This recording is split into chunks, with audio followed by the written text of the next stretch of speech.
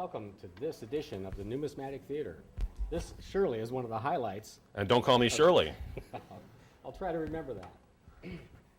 You know, there are a lot of people that don't think history is very interesting, but I think that they just don't get exposed to the really great stories. Well, here today, exposing themselves and one of the great stories to you are two master numismatists, educators, and people I'm proud to call good friends. Jerry Bobbe, Larry Gay. Take it away, gentlemen.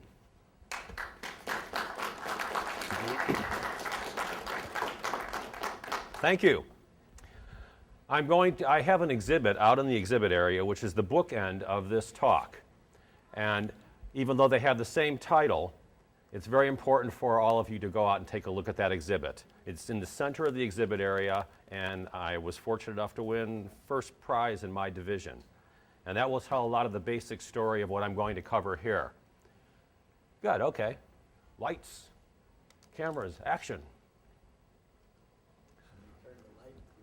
Yeah, we're doing it. Okay, this is a series of coins that has a convergence in history that's very exciting to this numismatic junkie, at least. There was a fellow by the name of Thomas Spence, born in 1750 in Newcastle, which is in Northumberland, north of England, on the east coast of England. He was one of 19 children born to a net maker father and a mother who sold stockings. He became very interested in politics very early on, and he joined the Newcastle Philosophical Society and to talk about politics of the day. Now, the convergence that was happening was George III became King of England in 1760 and was already starting to have some problems. As far as coinage goes for numismatic people, George III did not make any minor coinage until 1770. So the first 10 years of his reign, there was no minor coinage for the people. He made farthings and halfpennies from 1770 to 1775, and then quit. Now, Thomas Spence joined this philosophical society, and he presented a paper with his glorious plan. And let's see what the glorious plan is. Spence's glorious plan is parochial partnership in land without private landlordism. In other words, he believed everybody should live free and have parishes where everybody pays money into the parish to live where they are. The parish takes care of all the people within it, sort of like localized socialism. And he was a utopian. This just plan will produce peace and harmony, or in fact, the millennium. And there's the date on it when he presented his paper to the Philosophical Society in 1775. There's even a date totally on it, November 8th, 1775 specifically. Well, right after he did this paper, he made this coin, this halfpenny coin, and he presented it out on the street to everybody and talked to everybody about his great plan. So the Philosophical Society, what do you think they did? They threw him out and ridiculed him. They thought he was a crackpot, which he sort of was, but an interesting crackpot. So he went on after this to become a school teacher, and he married in 1782 and lived sort of a normal life being a school teacher. He invented a phonetic alphabet, which is very, very odd, but he liked it and he taught it. In the late 1780s, he moved to London, and that's when the trouble began, because now we have this even better convergence of history, because in July 14th, 1789, the storming of the Bastille happened in France, in Paris. And that started the ball rolling on the propaganda machine of George III and William Pitt. William Pitt was the prime minister under George III. William Pitt the younger, because he had a father who was, of course, older. And William Pitt, I refer to him as the Dick Cheney of the day. Now, George III had a problem. He had a disease called acute intermittent porphyria. And there's a wonderful movie called The Madness of King George, which discusses the year 1789 and 1790. Now, George III was going to reign until 1820. It's a 60-year reign. And his disease caused him to be basically an invalid, completely insane, just couldn't do anything. It was a total disaster by the year 1800. So for the last 20 years of his reign, the crown was controlled by others. William Pitt for a while until he died, and then who knows who after that. It was just a mess. But in in 1789, when the storming of the Bastille happened, it started a propaganda machine by the crown. And they started changing laws and by oppressing the people, taking away freedoms. It wasn't long before they removed habeas corpus, the right of assembly, and the famous Gag Act of 1794, which is they didn't allow anybody to say anything against the crown. If they caught anybody saying anything wrong, if somebody said, oh, he said something, the king's a fink, well, 2 minutes later they're going to be renditioned off to the Tower and thrown in jail for a while with no charge. There was luckily a wonderful law firm of the day, Erskine and Gibbs, who defended a lot of the radical left-wing progressive people and got them off. But meanwhile, they'd spend quite a bit of time in jail. So anyway, Spence opened up a shop. Let's go to the next picture, Lair. Okay, this is Thomas Spence, his portrait. He was only about 5 feet tall, had a very funny nose, had strange lips. That's why they have the portrait sideways on the token. Straight on, he was quite odd looking. And he opened up a shop in London called the Hive of Liberty. And from his shop, he started issuing a propaganda penny weekly known as Pig's Meat or Lessons for the Swinish Multitude. And he was passing these out all over the place. And he had lots of trouble with the crown. He was arrested 3 times between 1791 and 1794 for seditious libel or high treason and taken off. The first 2 times they released him pretty quickly with no trial. Then in 1794, early in the year, he was arrested, thrown in the Tower for 7 months. So here you see what it says. Thomas T. Spence, 7 months imprisoned for high treason in 1794. And he makes the 4 backwards just to like taunt future coin collectors.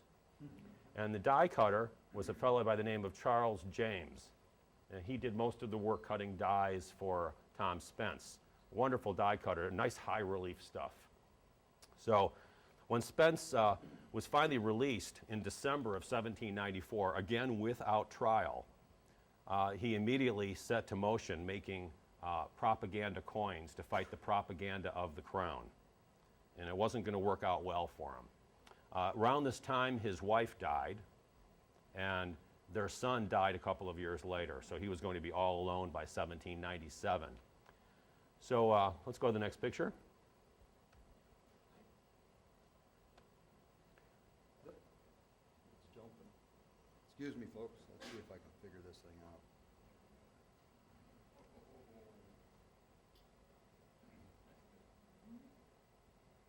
One more previous layer.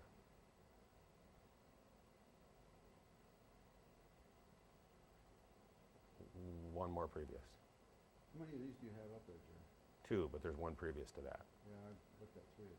There you go. That's, Now, Spence got these dies from Charles James, and he brought them back to his Hive of Liberty, and he would strike them on a screw press. This is a screw press. This is, by the way, a die break over here. I want you to remember that for later in this talk. This talk will be very different than the exhibit, so you need to see the exhibit and hear this talk to get the bookends of this subject. So this is what happens when a die cracks. You get a raised line on the coin because it's an incused line on the coin, on the dies itself. Now these screw presses, you would put the, this is the anvil die down here. This is the hammer die up here. They'd put the blank in this thing. Spence struck coins without collar, which means there's nothing around the blank to hold it tight. So it's allowed to spread with the striking. Striking a coin is always a centrifugal thing where the metal flows like spokes of a wheel from the middle to the outsides. So the metal will spread slightly depending on the amount of space that's in the coining chamber. The coiner, once he has everything together, takes these things and swings them around as hard as they can. It comes down a spring thing and whacks the coin. Then they have to loosen it up and take the coin out. In the early days of minting with coining presses like the screw presses in England, they would have children do the placing of the blanks and the removal of the blanks after they were struck. And most of the kids were missing a finger or 3 or 4. Very, very, very dangerous work. I don't think Spence somehow got through this without ever losing any fingers. Though he didn't make a lot of coins like the Royal Mint did. The Royal Mint would make millions of coins, and Spence only made hundreds at the most of each particular marriage. Sure, yes. They have a screw press. There's some pointers there. Yes. Exhibit area, screw press if you want to look at it. That would be a good thing to do. They're really cool items, and they make neat coins with interesting looks, much better than the machinery they use nowadays. So this was Spence's coining press. And okay, next. Now this is a farthing token, so it's about the size of a nickel at the most. Pig's Meat, published by T. Spence, London. And here's a pig under the cap of liberty, the freedom cap, and trampling on the emblems of royalty. Next, Blair. Here's a halfpenny of the same design, Pig's Meat, published by T. Spence, London. So it's a bigger coin. This is about the size, almost the size of a $50. And this is in the exhibit. You can go see this coin live out in my exhibit. And again, trampling on the emblems of royalty. This particular coin, I'll go and see the next one too. This is the reverse of that. Noted advocates for the rights of man. This is the three Thomases, Thomas Spence and his two heroes, Sir Thomas More and Thomas Paine. I talked about Thomas Paine yesterday, so I'll leave that out of this conversation. But Spence would strike these things and throw them out of the window of his Hive of Liberty in the hopes that somebody would come by and pick the thing up and come in for some subversive talk. And maybe they might even buy some tokens from him and maybe a couple of his Pig's Meat issues. All right, next. You want to explain the action going on above? Oh, yes. That's important. You have to understand that this was a guy on the run from the law, and he was living in his little hole-in-the-wall Hive of Liberty. This is not a sophisticated coining operation. So what happens is the dies would have problems, and Spence was always tinkering with things. He was a coin dealer in addition to being a subversive radical. So he would take various polishing cloths and tools, and he'd polish the fields of the dies, and so the polishing would scratch incuse into the dies, which made raised lines on the finished product. So when you see things that look like scratches on coins, if they're into the metal, that's a bad thing. But if they're raised from the metal, and you can find multiple examples with exactly the same thing, that's what we call a diagnostic. And now it's a good thing. So collectors love weirdness like that. Thanks for pointing that out, Lair. Okay, next. My pleasure. You're welcome. Now, I'm just going to show you a couple of Spence dies, just some of my favorite ones, just to get rolling on the real subject of this talk. So this is his glorious plan again. Here's this ass is wearing two pairs of panniers labeled taxes and rents. I was an ass to bear the first pair. And we talk about things like full bell lines and full split lines and full whatever on American coins. Well, okay, this is full split lips on Spence's ass, which I think is pretty cool. Most of these are not so well struck. It's just sort of a blob there. So it's nice to get a well struck one of these. Very cool piece. You can see why this guy was in trouble with the law repeatedly. Yeah, next one, Lair. This is what they call the press gang. And that's how they got, how they were able to get people to man the ships they needed. They would just go out to usually a pub somewhere, get some half-drunk guys, whack them over the head, and they wake up the next morning on some ship somewhere with chains on them. British liberty displayed in 1795. Now, 1795 was a very bad year for freedom in England because the Crown was really going crazy. They were running political propaganda in the newspapers, notably by a couple of great cartoonists, Isaac Crookshank and James Gilray, which were swaying public opinion. I refer to those two guys as sort of the Fox News network of the day. And so, and over down here, see these funny little lines right here? Spence was having a problem with his coining press. There was a mechanism problem on the hammer die, and every time he tried to attach a die on the top, not every time, but many times, they would loose and fall down. And of course, when the upper die would fall down, it wouldn't come down flat. It would have sort of an angle to it. So what that is what this would be on the hammer die coming down. So these are known as impressed denticles. These little lines are called denticles or dentals, impressed denticles. Again, they're not incused, they're raised. they're on all of them from that point on, because many Spence tokens will be perfect, and then there'll be some with impressed denticles. But it becomes a diagnostic when there's more than one specimen to prove it out. Okay, next layer. This is an American Indian. If rents I once consent to pay, my liberty is passed away. So he's even in sympathy with Native Americans and what's been happening to them and their plight over here. He was interested in socialist utopianism anywhere it could possibly be. All right, next. Here's another one. A million hog, a guinea pig, odd fellows. That's George III conjoined to the head of an ass. He wasn't getting in good graces doing this kind of stuff. All right, next. Now, the idea of this talk is to get away from the politics, which you can read a lot about in my exhibit, or you can Google Spence and find out all kinds of information about him. But I'm interested in what happens when a utopian radical running from the law, trying to strike some of his propaganda pieces on a screw press in his shop in secret, and what might happen when things go wrong. And lots of things can go wrong striking coins like this. Let's see. Spence was trying to sell these tokens to people, but he wasn't getting a lot of business. Now, there was a famous advertisement that came out, I mentioned it in my exhibit, where Spence had 20 possible obverse dies and 20 possible reverse dies, and he claimed that he would mix and match them for a fee. But the Royal Mint Master, Joseph Banks, his daughter was an avid token collector. Now, this was the great pastime in England at that time. There were more coin collectors and coin dealers in the 1790s in England than there are today. And people running everywhere to buy these tokens. And in the period from 1787 to 1797, there's something on the order of, Gary, what's the number? About 7,500 different marriages of obverse and reverse designs. So it was quite the collection to try to do. Miss Banks, the daughter of the mint master, was an avid collector. She went to Spence's shop. Let's see, what year was that? In April of 1795. She spent 3 days there and bought 68 tokens from him for 4 shillings. Not much money to help him along.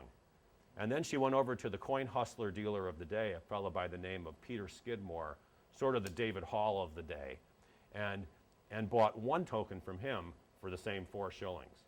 So Spence didn't get any respect at all when he was doing these things, and people thought he was a crackpot. There's some very funny lines in my exhibit about what people thought about Spence, which I invite everybody to go look at. Now, the reason I have this one, this is the same design as the last one, but see how well struck it is and how crisp it is and these nice big rims? This is what we call a brockage maker. So the reverse of this, see how the surface is bumpy and a bit sort of textured, almost like an orange peel compared to the smoothness of this? That's because this piece was struck normally, again, out of collar so it could get bigger, and then another blank was fed on top of it. And because Spence didn't realize he hadn't removed this one previous to that. So this particular side of it struck the next coin. So the next coin would have gotten this on the obverse and an incuse impression of this on the reverse. So a brockage is a mirror image incuse of the normal thing. So you can always tell a brockage maker by this kind of surface and the weirdness of it. They have a look all their own. Let's have the next picture there. Now this is a brockage. Here's Spence's head again on that token you saw earlier, and this is because the previous coin did not eject or was not taken out. So this created an incuse. It looks raised in the picture, but actually this is incuse and backwards, whereas this is convex and forwards. Now, so if you were to find the token that made this, it would have that same bumpy brockage maker appearance as the other one. Yeah, Gary. I think it might be beneficial to mention that because the token on the right was not taken out, it acted as a die. Yes. Therefore, giving the reverse Yes. to the next token put on top of it. Not this one, but the previous one Yeah. was the die. Right. It becomes a die essentially when it's still in there. Exactly true. But you get a two-headed thing like this, This is known as a full brockage, and it's very, very exciting to collectors. People love this kind of thing. There's a lot of argument in the modern grading way terms because this would be referred to by the grading services as a reverse brockage, which I find to be very misleading. This is clearly an obverse, so to me this is an obverse brockage, not a reverse brockage. The terms were reversed somehow by the grading services, and it's stuck for some unbelievable reason. And they will say to you that, well, this is the reverse of what the coin is. This is actually its reverse, so therefore it has to be a reverse brockage. But it's misleading. Next picture. This is a triple strike of Spence's head with the Rouse Britannia die. And here's the Liberty cap. And it's 3 rotated double strikes, 2 kind of close to each other, 1 a bit further away. And again, Spence was doing this stuff in a hurry, trying to make some coins, put them in piles, and get out of town. Okay, next.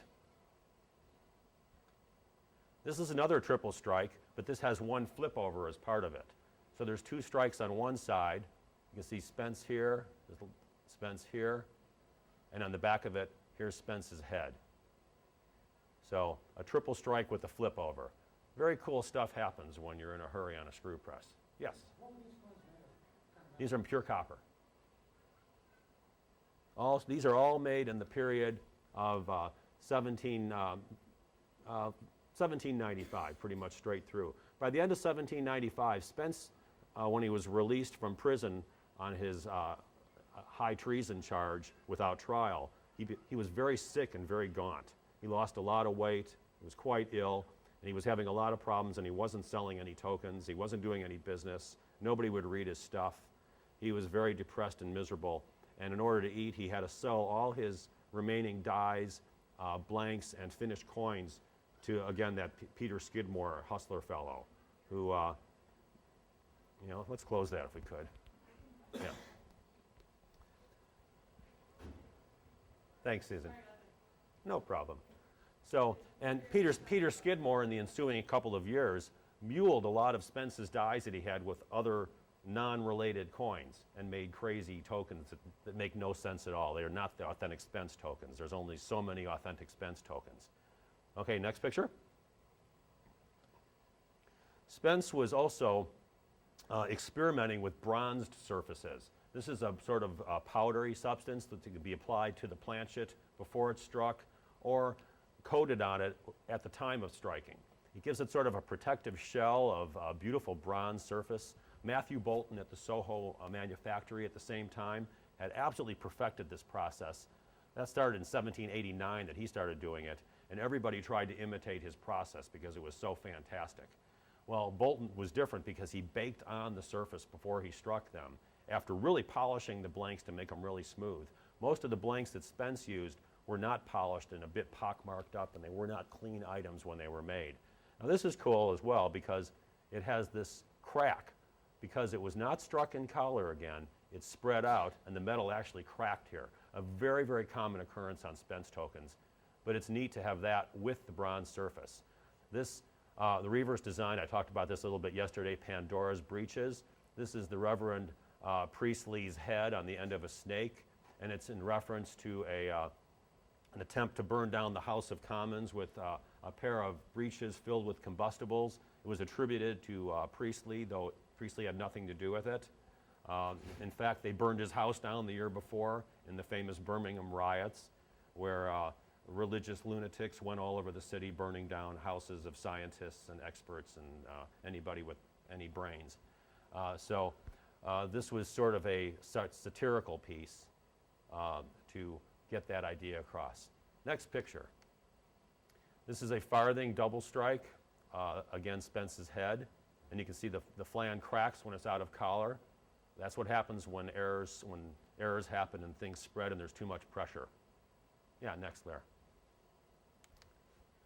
Now, what's this doing in here? This is an example of the first token that was made. This is made for the Paris Mining Company, not Paris, France, P-A-R-Y-S, which is in northern Wales in 1787. This started the token craze. This is 1 ounce of copper. It's a big, huge penny token. Fabulous things.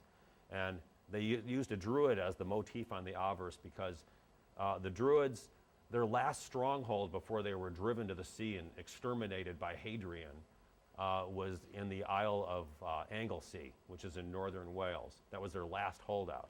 So why do I have this thing here, which has nothing to do with Spence? Well, let's have the next picture and find out.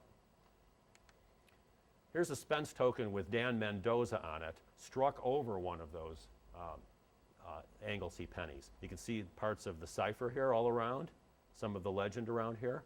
So this is a halfpenny struck over another token. This is a unique piece.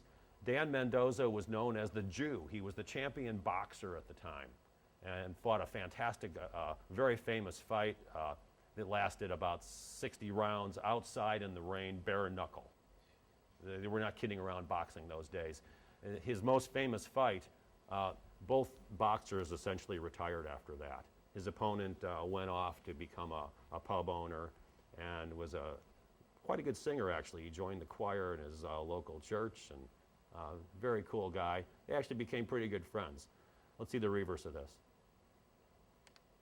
And there's that Pandora's Breeches again. Doesn't that look cool? This is that wreath that was around the Druid on the other one. And look what happens when it's spread out like that from all the pressure. We're trying to get one of the guys in the room making coins to strike some things like this over other things too. Overstrikes are really cool. So this is a great token. This has an individual listing in the Dalton Hamer reference book, and it's very famous, maybe arguably the most famous Spence token of all, and a totally unique piece. Next.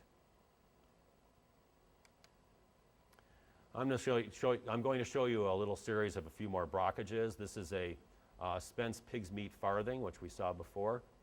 Let's see the reverse of this. There you go, obverse brockage, referred to by the grading service as a reverse brockage. See, everything's backwards. This is all in cuse. All right, next. Here's what would normally be the reverse of that piece, but this is a different piece. Let's see the reverse of this one, and there's, again, a brockage. Everything's backwards and in cuse. Very cool things. Spence, fortunately, because he was in a hurry and running from the law, and he was a coin dealer and he liked odd things, he made a lot of odd things. So there's a number of Spence brockages for we 21st century collectors to get hysterical over. All right, next. Now here's one of my favorite dies. This is, I believe this to be a self-portrait of Spence from the previous year, from his 7 months imprisonment. And just so you know, Spence was once again imprisoned in 1801 for high treason, and he had written a paper that was 260 odd pages. And in the court of his trial later on in 1801, he read his entire paper with total confidence and excitement, not even considering the fact that they were about to convict him and throw him in prison.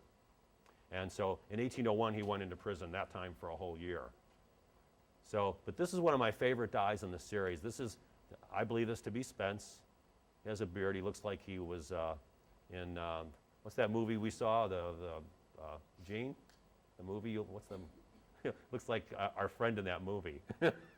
Like the old actor, what's his name? Never mind. But, so anyway, this is before the revolution because, of course, Spence in prison was dreaming about the time they could have a revolution and overthrow the crown and make things right in England. Now, why am I showing you this die? It was said that it's assumed by most people in the token game, and that Spence would make tokens with any of his dies to order. You go in there and say, I'll have this die on the front and this die on the back. I got it. Richard Harris. Thank you. It's the Richard Harris imitation from the Count of Monte Cristo, right. Yeah, so we just watched that. So, and you can see it's not a pleasant place. They chained him to their bench and gave him a chicken bone, and away he went. So it was said that you could go into the store, into his Hive of Liberty, and have any combination of anything you'd want. He'd just screw them together into a screw press and make you one. That's not true. And this is where the numismatic part of this talk is going to come into play. I'm a student of this game because I came from about 15 years of collecting U.S. large cents and studying die state progressions. Now, in case you don't know what die state progressions are, this is as something starts going wrong with the die and more coins are made. You can line up exactly which ones were made first or last in an exact emission sequence. And this is exciting to us coin collectors. We want to know this stuff. So here's a nice fresh example of this. Now, this die was married to, let's see, 8 different marriages of this. In other words, this was combined with 8 other sides. And they were not made haphazardly. They were made in groups. This group, then that group, then that group, then that group. Now, Spence also experimented with different edge devices. So if you look at the coin sideways, a lot of his tokens have his basic edge device, which is Spence Dealer in Coins, London. But he also used plain edge flans and milled edge flans. So sometimes you would have one particular marriage of 2 different dies that were struck together, but 3 different edge devices. Now, in some cases, Spence would make some of one edge device, and then way later on, he would come back and make a different edge device of that same marriage in a totally different die state. But again, it's always in clumps. Now, I've been studying Spence tokens for about 35 years now, and I've seen many, many, many, many thousands of them.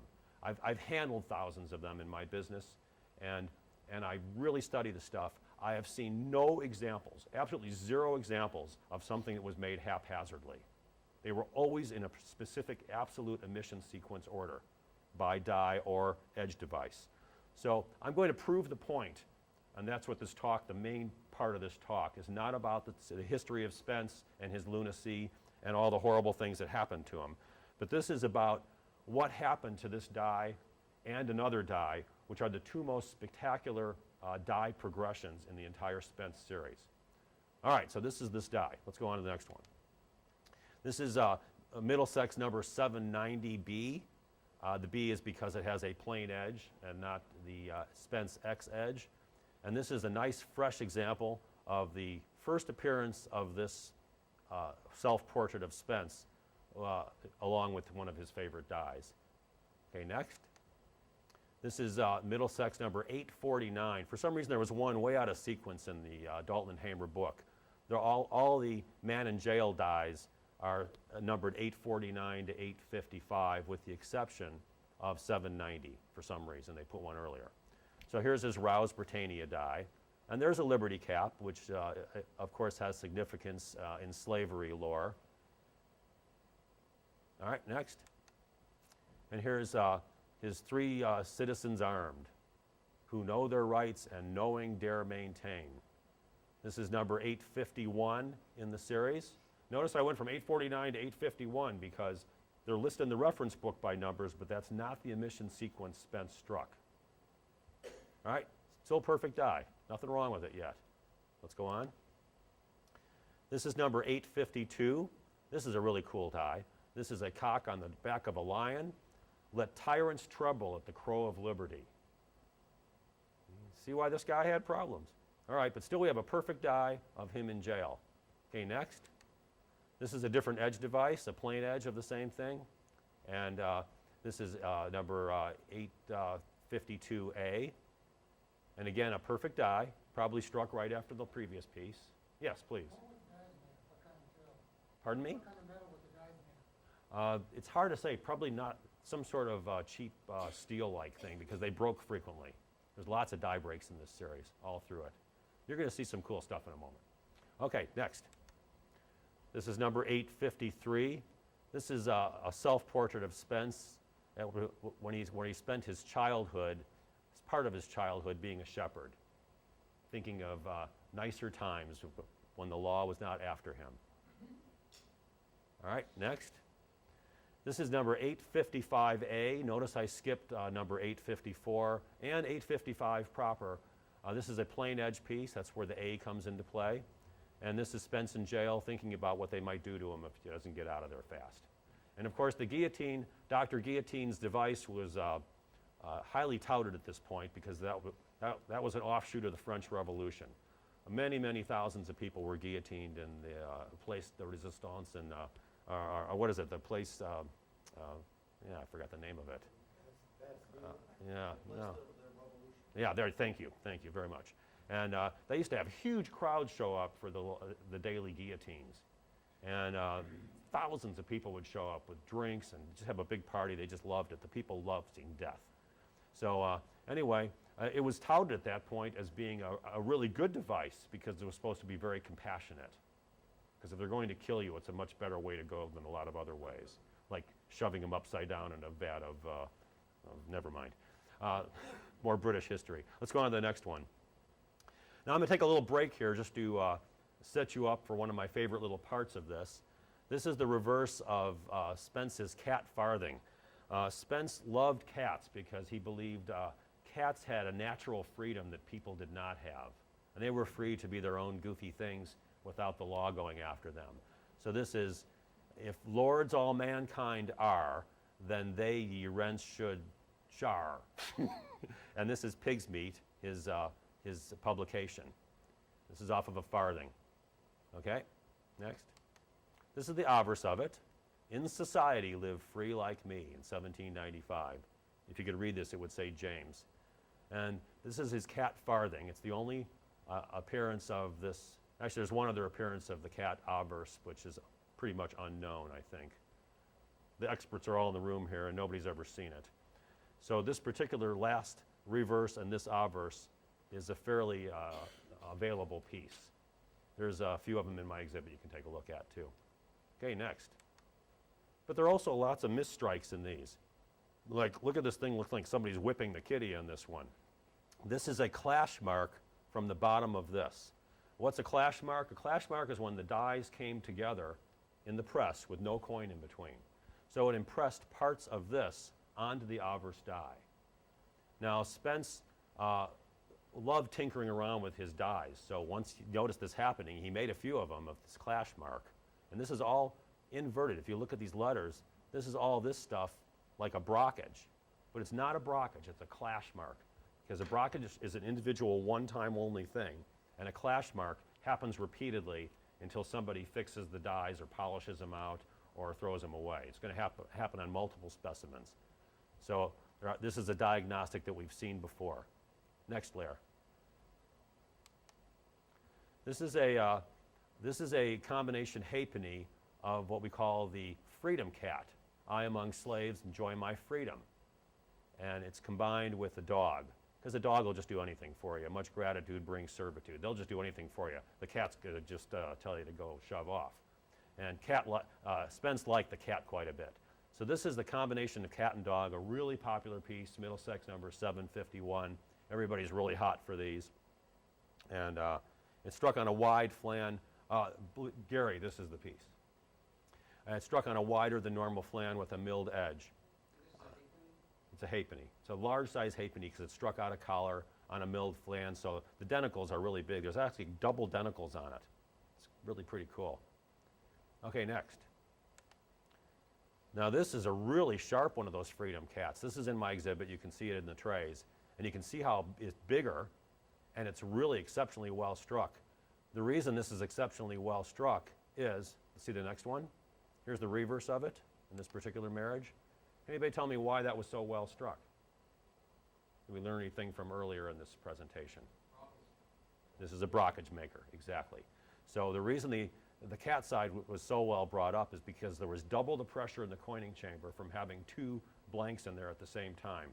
So this, there's another token out there with this on the obverse, and this would probably fit right into it perfectly. There's a brockage, one of these out there, and the two would fit together like a hand and glove perfectly.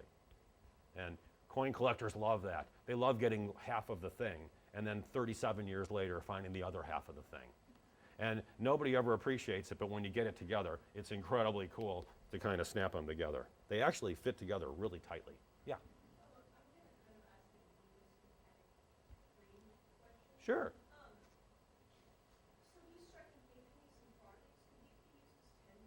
Yeah, well, I should say this little sentence first. A coin is a unit of money made by a government. A token is a unit of money made by a private individual. A medallion or a medal is no unit of money made by anybody, government or private individual. So these were halfpenny and farthing tokens. They could circulate because, remember, the crown wasn't making anything. There was nothing circulating. So there was all sorts of trash circulating around in change, and people would take anything. If it was sort of a half an ounce of copper, it's going to be a halfpenny. If it was sort of a quarter of an ounce of copper, it's going to be a farthing. And if it's a full ounce, it's going to be a penny. And the people were dealing with these copper coins, so they didn't have any money. They were all broke. The crown was stealing everything. George III's son, who later became George IV in 1820, was a womanizing, gambling drunk. And he basically went through the entire treasury of England in about 4 years. And George III and William Pitt raided the treasury. They took everything. They stole everything and bailed him out of his gambling debts and let him go on womanizing. And there's a great tie-in between George IV's wife, Caroline. They married in 1795. They completed their wedding, their marriage, what's a nice, kind way to say that? Their marriage act. One night on the night of their marriage, they were both in drunken stupors when they did it, and they never touched each other again. She went on to have a long-term affair with an Italian man, and he went on to have every woman he could find. And just the night before the coronation in 1821, he poisoned her to death with poisoned lemonade. And I find incredible parallels between that and Princess Di. I find incredible parallels between everything, because you learn from history. So anyway, there. The rumor was that she died of a broken heart and he didn't invite her to the coronation. Well, she was dead. That's why she didn't go to the coronation. Freshly dead. So anyway, there's some good stories. So this is, to point out who this is William Pitt the Younger, the Dick Cheney of the day. And this is Charles James Fox, who was a member of Parliament, who is for the people, a really good guy. He was always laughing and smiling and gregarious and happy, and this guy was always sour and mean and looking to hurt somebody. So they're odd fellows, but they ride together. Next. Okay, now this is what we call the Liberty Cat. There's only one appearance of this in the whole book, and it's with that man in jail we're going to get back to in just a second here. Now, this is a plain edge piece, number 850B in the Dalton Hamer book. It might be the only one known, and it's the earliest die state of the cat, of the Liberty Cat. Remember the other one said my freedom, this says my liberty, so it's a different legend and a different cut cat. So this is one of the really sexy Spence tokens. Now, when they struck this one, something happened to the man in jail die. Let's take a look at the next picture, Larry. Look at this. See this little crack happening here? So what we have is a die crack begins on this die with that very first Liberty Cat, number 850B. Very slight crack, not much is happening yet. But then Spence switched over to his other normal flans, which, let's see, right, with the normal edge flans, and he made a number of the Liberty Cats. So let's see what happens on the next one. Okay, here's the regular flan with his regular edge, my Liberty again. It's still pretty well struck because this is a similar die state. Let's see the next one. And here's the reverse of it. Look, the crack starts becoming a little bit more extensive. It breaks apart here into two sort of places. And this is a crack in the die. The die's starting to come in half with little extra breaks along the way. All right, next. Here's another Liberty Cat. Same exact die, same marriage. Let's see the next picture. And now the crack's becoming more extensive. It's a little bit bigger here, it separates out here, and it separates out here down to the rim. So something's starting to happen here. This is what I refer to as state 3. Next picture. Now state 4 of the Liberty Cat, as I call it. These die states, this is my work. This is what I've been doing for 35 years with British tokens. As I've been studying a rarity level of them, condition census, which tells you the finest, say 6 or 10 pieces in existence and what they are, and the kind of surfaces we're dealing with, and these die state progressions. This is work that nobody's ever done before. These things have been collected for over 200 years and nobody cares about it in England, and virtually nobody cares about it here. I'm getting a few people excited about it. I'm excited about it. So the state 4s of this Liberty Cat are always bronzed. So when Spence struck these with this particular die state, he decided to do something special and put this surface on it. So all the specimens of state 4 are like this. None of them are red. Next. Here's the reverse, and you see now it's starting to fill in here a little bit. It's getting a little bit more extensive. State 4. Next picture. This is state 5. This whole thing buckles off here on the end. So this is much lower. If the coin were flat, this is almost bent looking. It almost looks like this. And look what happens to the detail on the cat. It just totally disappears because the thing just floated away from the dies. It's actually sticking up in the air a little bit, and it just completely misstruck. So these are usually pretty crummy looking, and this is the last time you see the Liberty cat. It is gone right now. This is stiff, and it's the end of the Liberty cat. Let's see the reverse of this. Pardon? Yes, exactly. The Liberty Cheshire cat, except it's from Middlesex, not Cheshire. Okay, next picture. Here's the reverse of that. Look what happens to this. Because of the buckling, you're missing things, and the break's starting to get more extensive. Okay, next picture. Now we're shooting to Middlesex number 854. This is after the Revolution. So Spence is dreaming of the party they're going to have after the Revolution. There's going to be booze and food, and they're going to be dancing under the trees and having a great time. But look what happens to the break. This is now state 6. It's getting more extensive. It's starting to lump up here a little bit. It's getting good. Let's see the next one. This is a very rare marriage, number 854. Oh, sorry. This is a close-up of that to see the break a little bit better. Okay, next. This is the next state. Look what happens. See the lump it forms there? So this is what's called a cud in error jargon. A cud is when a big piece breaks out of the die and forms a raised lump on the coin. Not just a break, but a lump of metal. And because there's a big, huge hole where it was struck here. There's no die there. There's nothing to strike against, so it just flows into nowhere. But look at this, what's happening here, too. There's another crack that came off of that. This thing's really falling apart fast now. All right, next. Here's a close-up of this same die. You can see what it looks like. He had problems. Where was he getting all this copper? He bought blanks with whatever he had, and it didn't last long. But I can study up on my numbers here.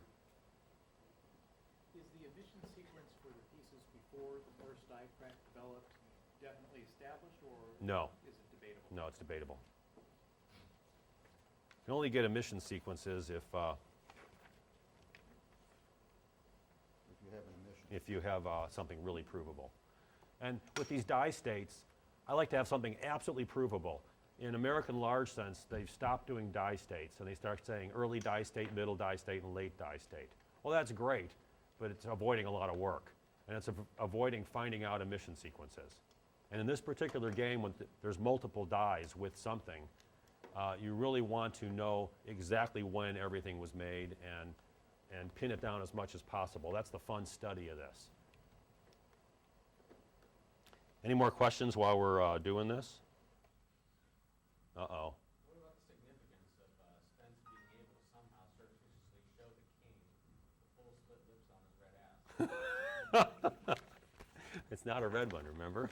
That's mine. That's it. That's Larry's.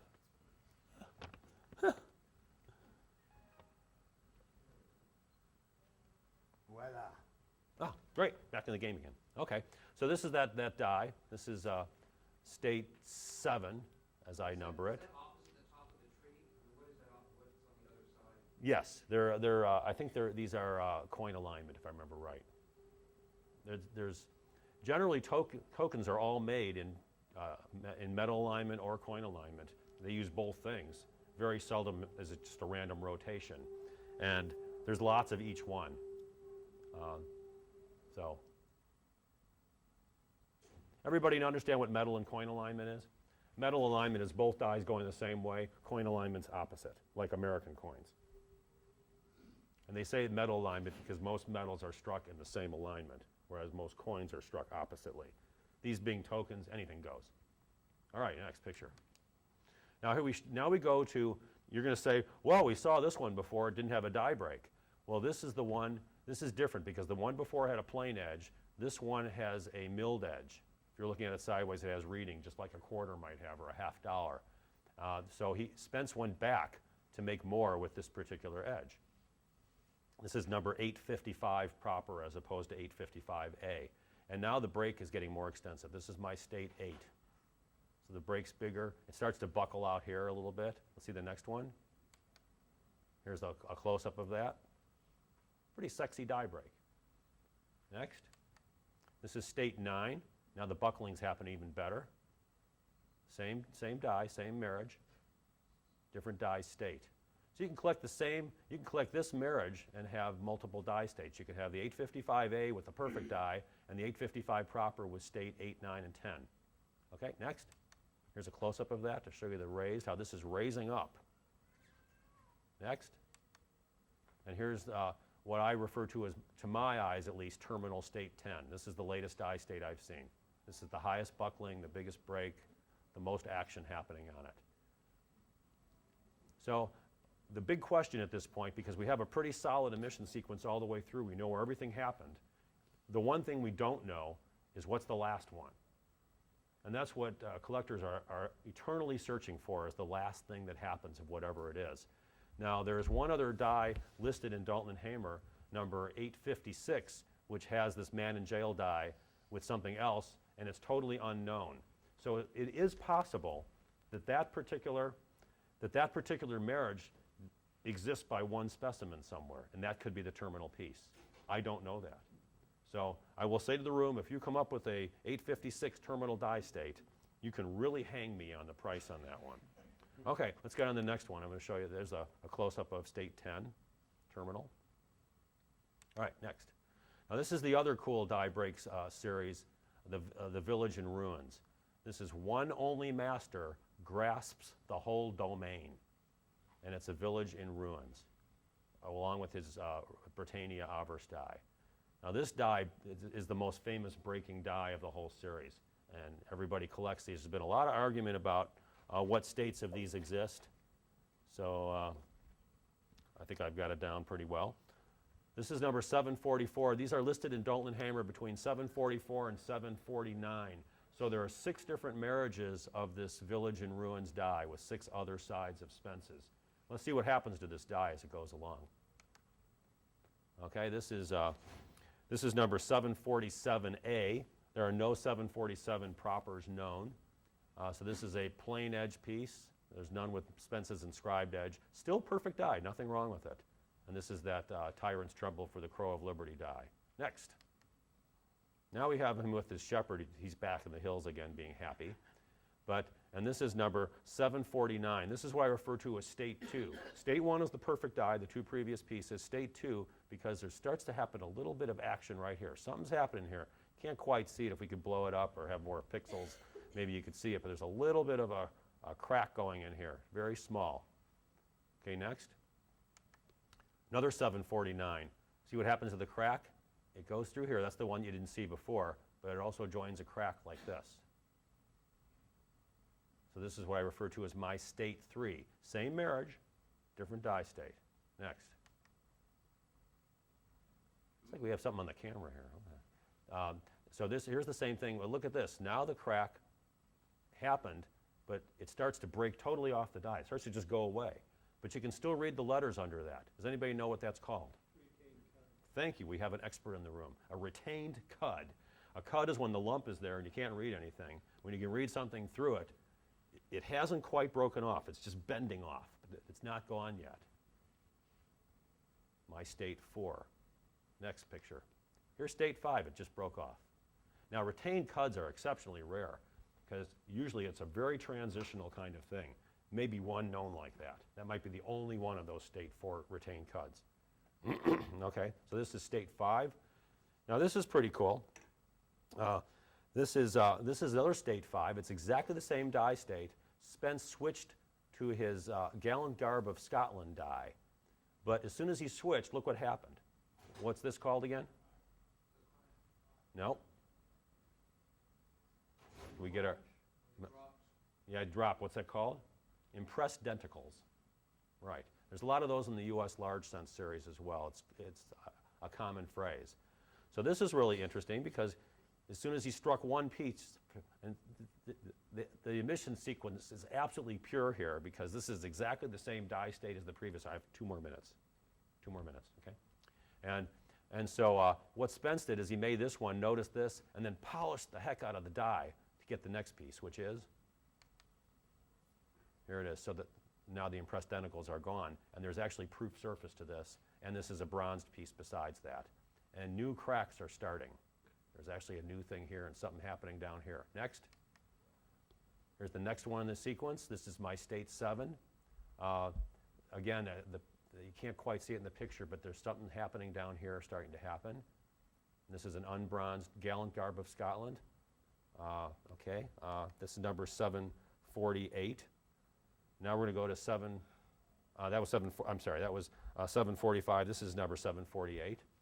This is Cain killing Abel, the beginning of oppression.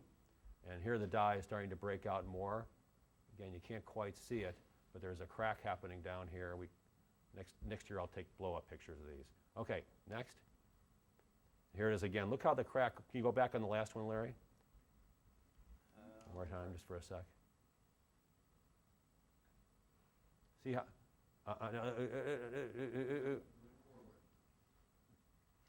you're ruining my ending.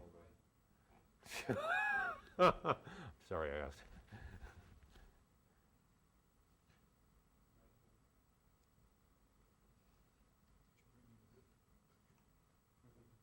Really quickly. This is, let's just go ahead and do it. So there's 3 states with that Indian, and see how see there's like a place where it didn't fill out here, next one, and see now it fills out. This is state 11, and the final terminal state to my eyes, he went back and struck one of these 749s, but it is not 749 proper, but 749A, and this is the new terminal state to my eyes of this break. It's a wonderful cud, and that's the end of that sequence as I know it. So if anybody turns up with the terminal state of the village in ruins, please contact me. I have a check ready to write out to you for whatever you ask. And thank you very much.